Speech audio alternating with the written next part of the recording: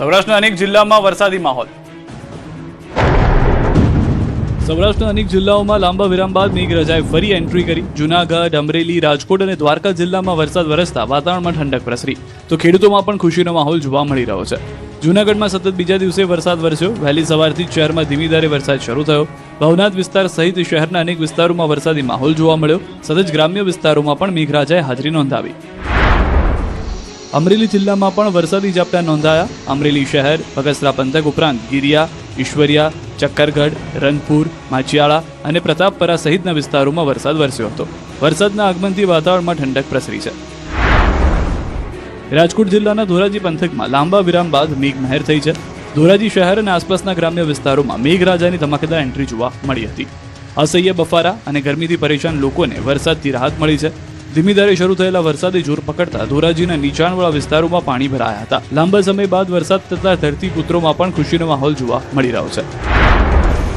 બીજી તરફ દ્વારકા પંથકમાં પણ વરસાદનું આગમન થયું છે. ખંભાળિયામાં ધીમી ધારે વરસાદ શરૂ થયો અને આસપાસના ગામડાઓમાં પણ છૂટો છવાયો વરસાદ નોંધાયો. વરસાદના કારણે રસ્તાઓ ભીના થયા છે, જ્યારે આગોતરા કરાયેલા મગફળીના વાવેતરને નવું જીવનદાન મળ્યું છે.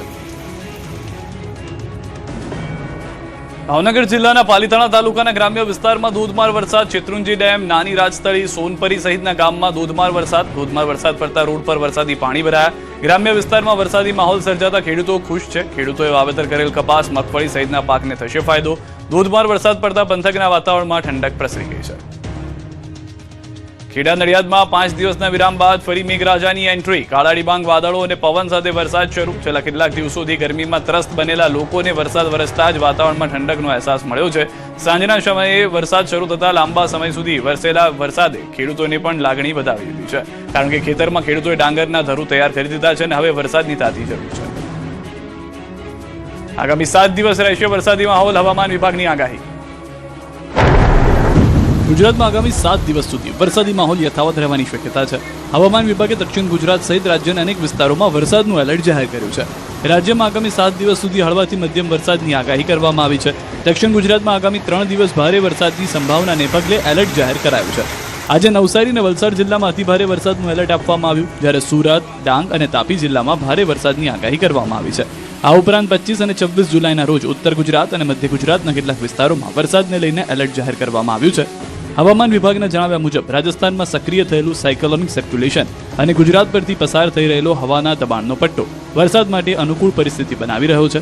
આ હવાના દબાણનો પટ્ટો દક્ષિણ ગુજરાત અને સૌરાષ્ટ્રના વિસ્તારો પરથી પસાર થઈ રહ્યો છે. સાથે જ બંગાળની ખાડીમાં પણ સર્ક્યુલેશન સક્રિય થતા રાજ્યમાં વરસાદી ગતિવિધિ વધવાની શક્યતા છે. તંત્ર દ્વારા લોકોને ભારે વરસાદની સ્થિતિમાં સતર્ક રહેવા અને જરૂરી સાવચેતી રાખવા અપીલ કરવામાં આવી રહી છે. રાજ્યમાં હજુ પણ વરસાદની ઘટ. રાજ્ય સરકારે જાહેર કર્યા આંકડા. ખેડૂતો ચિંતિત. રાજ્યમાં ચોમાસાની સિઝન વચ્ચે વરસાદની ઘટ પણ નોંધાય છે. ગત વર્ષની સરખામણીએ આ વર્ષે વરસાદ ઓછો રહેતા ખેતી અને જળસંચયની સ્થિતિને લઈને ચિંતા વધી છે. ગુજરાતમાં અત્યાર સુધીમાં વરસાદમાં 22% ઘટાડો નોંધાયો છે. 18 જુલાઈ સુધી રાજ્યમાં માત્ર 26.56% જેટલો સરેરાશ વરસાદ નોંધાયો છે. વરસાદની અછતની અસર સીધી ખેતી પર જોવા મળી રહી છે. રાજ્યમાં વાવેતર વિસ્તારમાં પણ 21% ઘટાડો નોંધાયો છે. વરસાદ ઓછો રહેતા આશરે 10.54 લાખ હેક્ટર જેટલા ઓછા વિસ્તારમાં વાવેતર ઓછું થયું છે, જેના કારણે ખેડૂતોની ચિંતા વધી છે. જિલ્લાવાર સ્થિતિની વાત કરીએ તો ગીર સોમનાથ અને અમરેલીમાં જ ગત વર્ષની સરખામણીએ વધુ વરસાદ નોંધાયો, જ્યારે અન્ય વિસ્તારોમાં વરસાદની ઘટ જોવા મળી રહી છે. બીજી તરફ જળસંગ્રહની સ્થિતિ પણ ચિંતાજનક બની રહી છે. રાજ્યની 107 ડેમોમાં પાણીનો જથ્થો 25%થી પણ ઓછો હોવાનું સામે આવ્યું છે. વરસાદની અછતને કારણે આગામી સમયમાં કૃષિ ઉત્પાદન અને જળસંચય વ્યવસ્થા પર અસર થવાની આશંકા વ્યક્ત કરવામાં આવી રહી છે. ડાંગમાં પોલીસે જનરક્ષકના સૂત્રને કર્યું સાકાર. મહિલાનો જીવ બચાવ્યો. ડાંગ જિલ્લામાં સાપુતારાથી એક માનવતાભરી ઘટના સામે આવી. સાપુતારા પોલીસે સમય સૂચકતા વાપરી મહિલાનો જીવ બચાવ્યો. સુરતથી પરિવાર સાથે સાપુતારા ફરવા આવેલી એક મહિલાની અચાનક તબિયત લથડી હતી. મહિલા ટેબલ પોઈન્ટ ખાતે પરિવાર સાથે નાસ્તો કરી રહ્યા હતા, ત્યારે તેમને અચાનક ખેંચ આવતા પરિવારજનો ગભરાઈ ગયા. ઘટનાની જાણ થતાં જ 112 જનરક્ષક ટીમ તાત્કાલિક સ્થળ પર પહોંચી. પોલીસના જવાનોએ સમય બગાડ્યા વિના મહિલાને પ્રાથમિક મદદ આપી અને તરત જ સાપુતારા સરકારી હોસ્પિટલમાં સારવાર માટે ખસેડ્યા. સમયસર હોસ્પિટલ પહોંચાડતા મહિલાને તાત્કાલિક સારવાર મળી અને મહિલા મોતના મુખમાંથી બચી ગઈ. પોલીસની સતર્કતા, ઝડપી કામગીરી અને માનવતાભર્યા અભિગમને કારણે પોલીસ પ્રજાની મિત્ર હોવાનું સાર્થક થયું. સાથે જ સાપુતારા પોલીસે સાબિત કર્યું છે કે પોલીસ માત્ર કાયદાનું પાલન કરવાની સંસ્થા જ નથી, પરંતુ જરૂરિયાતના સમયે લોકો માટે સાચા અર્થમાં જનરક્ષક પણ છે. આ સમગ્ર ઘટનાને લઈને મહિલા તેમજ તેમના પરિવારજનોએ સાપુતારા પોલીસ અને 112 જનરક્ષક ટીમનો આભાર માન્યો હતો. જંગલ વિસ્તાર બહાર નીકળ્યા દીપડા. હવે અમદાવાદના ગુમાની સોસાયટીમાં દેખાયો લોકોમાં ફફડાટ. દક્ષિણ ગુજરાત અને ગીર નજીકના વિસ્તારોમાં સામાન્ય રીતે જોવા મળતો દીપડો હવે અમદાવાદ શહેરની નજીક પહોંચી ગયો. સીસીટીવી સામે આવતા લોકોમાં ભય ફેલાયો. ઘટના સ્થળે દીપડાના સગડ પણ મળ્યા. અલગ અલગ જગ્યાએ સગડ મળતા લોકોમાં ફેલાયો ભય. બીજી તરફ દીપડાને પકડી લેવા કવાયત હાથ ધરાઈ. અમદાવાદના ગુમાની શરણદીપ સોસાયટીના આ દ્રશ્યો છે. સીસીટીવી ફૂટેજમાં દીપડો રાત્રિ દરમિયાન આંટાફેરા કરતા જોવા મળ્યો. આ દરમિયાન હાજર શ્વાનમાં પણ દોડધામ મચી ગઈ. થોડી વાર માટે દીપડો સોસાયટીમાં જ રહ્યો, જે બાદ રસ્તા પર જોવા મળ્યો. હવે દીપડાની હાજરીથી સ્થાનિકોમાં ભયનો માહોલ જોવા મળ્યો. દીપડાને પકડવા વન વિભાગ દ્વારા પાંજરું ગોઠવવામાં આવ્યું છે અને સર્ચ ઓપરેશન તેજ કરવામાં આવ્યું છે. દીપડાને શોધવા માટે હવે ડ્રોનની પણ મદદ લેવામાં આવી રહી છે. એએમસી દ્વારા ડ્રોન મારફતે વિસ્તારમાં સર્વે કરવાની કામગીરી શરૂ કરવામાં આવી. નદીના કોતરો અથવા ફોરેસ્ટ વિસ્તાર તરફથી દીપડો શહેરી વિસ્તારમાં આવ્યો હોવાની શક્યતા વ્યક્ત કરવામાં આવી રહી છે. વન વિભાગના જણાવ્યા અનુસાર ફોરેસ્ટ વિસ્તાર નજીક હોવાના કારણે દીપડાઓના આવવાની શક્યતા રહે છે. ખાસ કરીને નર દીપડાઓમાં ટેરેટેરીની સમસ્યા ઊભી થાય ત્યારે તેઓ નવી જગ્યા શોધવા માટે આસપાસના વિસ્તારોમાં જતા હોય છે. ખોરાકની શોધમાં સોસાયટી વિસ્તારમાં પણ આવી ચડતા હોય છે, જ્યાં તેમને શ્વાન, વાંદરા કે અન્ય પ્રાણીઓ મળી રહે છે.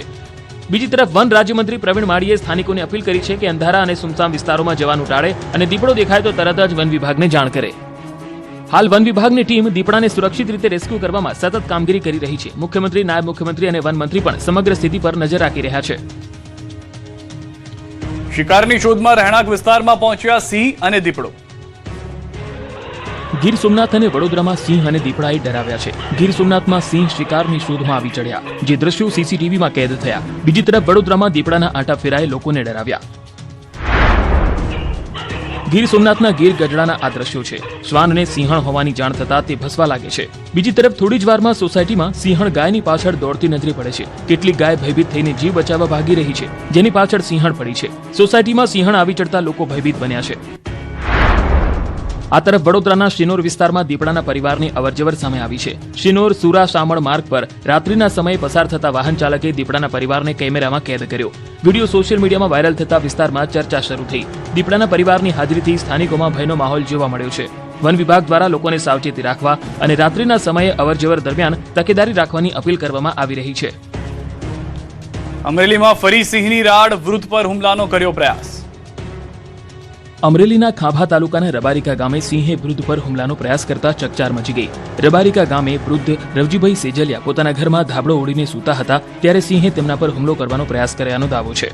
સિંહના હુમલામાં વૃદ્ધને માથાના ભાગે ઈજા પહોંચતા તેમને સારવાર માટે ઉના હોસ્પિટલમાં ખસેડવામાં આવ્યા. ઘટનાની જાણ થતાં વન વિભાગની ટીમ રબારિકા ગામે પહોંચી અને સમગ્ર મામલે તપાસ હાથ ધરી. બીજી તરફ અમરેલીના રબારિકા ગામે વૃદ્ધ પર સિંહના હુમલાના પ્રયાસ બાદ વન વિભાગ એલર્ટ બન્યું છે. સમગ્ર મામલે વન મંત્રીએ કહ્યું કે સિંહોનો મેટિંગ પીરિયડ ચાલી રહ્યો છે, જેના કારણે સિંહો વિચરણ માટે જંગલ વિસ્તારમાંથી રેવન્યુ વિસ્તારમાં આવી રહ્યા છે. સિંહોની ગતિવિધિઓ પર વન વિભાગ સતત નજર રાખી રહ્યું છે. અમરેલીના રબારિકા ગામે પણ સિંહને પકડવા સર્ચ ઓપરેશન હાથ ધરવામાં આવ્યું. આણંદમાં બાળકી પર દુષ્કર્મ અને હત્યાના કેસમાં આરોપીનું એન્કાઉન્ટર. આણંદના વાસદમાં બાળકી પર અત્યાચાર ગુજારનારો આરોપી એન્કાઉન્ટરમાં ઠાર થયો. 18 જુલાઈએ વાસદમાં રેલવે સ્ટેશન પરથી 4 વર્ષની બાળકીનું અપહરણ થયું, જેનો બીજા દિવસે રેલવે ટ્રેક પરથી શત વિક્ષત હાલતમાં મૃતદેહ મળ્યો. બાળકીના કપડાં રેલવે નજીકથી મળ્યા હતા. તપાસમાં સામે આવ્યું છે કે એક નરાધમે બાળકી પર દુષ્કર્મ આચર્યું અને ત્યારબાદ તે બાળકીને રેલવે ટ્રેક પર ફેંકી દીધી. બનાવ અંગેની જાણ થતાં જ બોરસદ ગ્રામ્ય પોલીસ એક્શનમાં આવી ગણતરીની કલાકોમાં નરાધમને દબોચી લીધો. તપાસ આણંદ એલસીબીને સોંપવામાં આવી. એલસીબીની ટીમ જ્યારે તેને તપાસ માટે લઈ જઈ રહી હતી, ત્યારે હવાન ઉલટીનું નાટક કરી કારમાંથી નીચે ઉતર્યો. તકનો લાભ લઈને પોલીસ પર હુમલો કર્યો. જોકે પીએસઆઈ રાણાની ચેતવણી છતાં હુમલો ચાલુ રાખતા આખરે પોલીસે આત્મરક્ષા માટે ગોળી ચલાવી, જેમાં આરોપી ગંભીર રીતે ઇજાગ્રસ્ત થતા તેને તાત્કાલિક નજીકની હોસ્પિટલમાં લઈ જવાયો, જ્યાં સારવાર દરમિયાન આરોપીનું મોત થયું. આરોપીના હુમલામાં 2 પોલીસ કર્મચારીઓ પણ ઇજાગ્રસ્ત થયા છે. ઘટના બાદ એફએસએલની ટીમ તથા આણંદ એસપી સહિતના અધિકારીઓનો કાફલો ઘટના સ્થળે પહોંચ્યો હતો. સમગ્ર મામલે વધુ તપાસ હાથ ધરી છે. બીજી તરફ રેલવે ટ્રેક પરથી બાળકીના અવશેષો મળી આવ્યા છે. સાથે જ રેલવે સ્ટેશનના પ્લેટફોર્મ પર બાળકીને ખભા પર નાખીને પસાર થતો આરોપીના દ્રશ્યો પણ સીસીટીવી કેમેરામાં કેદ થયા. પ્રાથમિક જાણકારી પ્રમાણે હેવાન બોચાસરની સીમમાં રહેતો હતો. સમગ્ર મામલે બાળકીની માતાએ કહ્યું કે ટિકિટ બારી પાસે પોતાની 2 બાળકીને સોડાવી તેઓ બહાર ગયા. આ દરમિયાન જ તેમની નાની દીકરીને આ હેવાન ઉઠાવી ગયો. જ્યારે માતા પરત ફર્યા ત્યારે દીકરી ન હતી, જેથી આખી રાત શોધખોળ પણ કરી, પરંતુ દીકરી ન મળી. પાટણમાંથી ઝડપાયેલા આતંકીઓને સાથે રાખીને તપાસ રિકન્સ્ટ્રક્શન કરાવ્યું. ગુજરાત એટીએસ દ્વારા પાટણ જિલ્લાના સિદ્ધપુર તાલુકાના ખડિયાસણ ગામમાં આતંકવાદી કેસને લઈને સઘન તપાસ હાથ ધરવામાં આવી. બોમ્બ બ્લાસ્ટના માસ્ટરમાઇન્ડ તરીકે આરોપી મોહમ્મદ અયુબ કડીવાલાને સાથે રાખીને એટીએસની ટીમે વિવિધ સ્થળોનું રિકન્સ્ટ્રક્શન કર્યું. તપાસ દરમિયાન બોમ્બ બ્લાસ્ટ થયેલી જગ્યાઓ તેમજ બોમ્બ બનાવવામાં આવ્યા હોવાનો શંકાસ્પદ સ્થળોની તપાસ કરવામાં આવી. ઉપરાંત ખડિયાસણ ગામના મદ્રેસા પાછળ આવેલા નદીના પટમાં બોમ્બ બ્લાસ્ટની પ્રેક્ટિસ કરવામાં આવતી હોવાની માહિતીના આધારે ત્યાં પણ તપાસ હાથ ધરાઈ. એટીએસે આરોપીને સાથે રાખીને ગામના કબ્રસ્તાનની પણ તપાસ કરી, જ્યાં અગાઉ બોમ્બ બ્લાસ્ટ અને ખાડા પડ્યાના નિશાન હોવાનું સામે આવ્યું છે. ત્યારબાદ આરોપીના નિવાસસ્થાનને જઈને ધાબા પર તે બોમ્બ બનાવતો હોવાનો દાવો કરાયેલા સ્થળનું પણ નિરીક્ષણ કરવામાં આવ્યું હતું. આ સમગ્ર કાર્યવાહી દરમિયાન સ્થાનિક પોલીસ, ચેતક કમાન્ડો અને એટીએસના અધિકારીઓની હાજરીમાં ચુસ્ત સુરક્ષા વચ્ચે ઝીણવટભરી તપાસ ચાલી રહી છે. અમદાવાદ ફેક્ટરીમાં બ્લાસ્ટ કેસમાં આરોપીના રિમાન્ડ મંજૂર. મહમદપુરામાં ફટાકડાની ફેક્ટરીમાં થયેલા બ્લાસ્ટ મામલે આરોપી પર સકંજો કસાયો છે. આ કેસમાં 2 આરોપીઓના 7 દિવસના રિમાન્ડ મંજૂર કરાયા છે. પૂછપરછમાં ચોંકાવનારા ખુલાસા થઈ ગયા છે. આ કેસમાં આરોપી મેહુલ ડોઢિયા અને તેના ભાગીદાર સાદિક સૈયદ સામે ગંભીર બેદરકારી તેમજ ગેરકાયદે ફેક્ટરી ચલાવતા હોવાનો આરોપ છે. પોલીસે બંને આરોપીઓને મેટ્રોપોલિટન મેજિસ્ટ્રેટ કોર્ટમાં રજૂ કરી 14 દિવસના પોલીસ રિમાન્ડની માંગ કરી. તપાસ એજન્સી દ્વારા ઘટના સ્થળનું પંચનામું, સ્ટોક રજિસ્ટર, કામદારોની વિગતો તેમજ વિસ્ફોટક સામગ્રીની ખરીદી વેચાણ અને નાણાકીય વ્યવહારો અંગે તપાસ કરવાની જરૂરિયાત દર્શાવવામાં આવી હતી. બીજી તરફ બચાવ પક્ષે આ ઘટનાને દુર્ભાગ્યપૂર્ણ અકસ્માત ગણાવી રિમાન્ડનો વિરોધ કર્યો હતો. જોકે તમામ દલીલો સાંભળ્યા બાદ કોર્ટે મેહુલ ડોડિયા અને સાદિક સૈયદના 27 જુલાઈ સુધીના પોલીસ રિમાન્ડ મંજૂર કર્યા છે. મહિલા આરોપી રમીલા ડોડિયાની તબિયત બગડતા તેને સારવાર માટે હોસ્પિટલ ખસેડાઈ હતી. બ્લાસ્ટ મામલે ઉચ્ચ સ્તરીય તપાસ શરૂ છે. બનાવ સ્થળે સ્ટેટ એફએસએલની ટીમે ઝીણવટભરી તપાસ હાથ ધરી હતી. ફટાકડા બનાવવા માટે વપરાતી તમામ સામગ્રી કબજે કરવામાં આવી છે, જ્યારે સમગ્ર વિસ્તારનું ડ્રોન કેમેરા દ્વારા વિડીયો રેકોર્ડિંગ કરીને પણ તપાસ કરવામાં આવી રહી છે. બીજી તરફ ફેક્ટરીમાં થયેલા ભયાનક બ્લાસ્ટ બાદ વધુ એક દર્દીએ જીવ ગુમાવ્યો છે. સારવાર દરમિયાન સવારે વધુ એક ઇજાગ્રસ્તનું મોત થયું. આ સાથે જ આ દુર્ઘટનામાં મૃત્યુઆંક વધીને 10 થયો.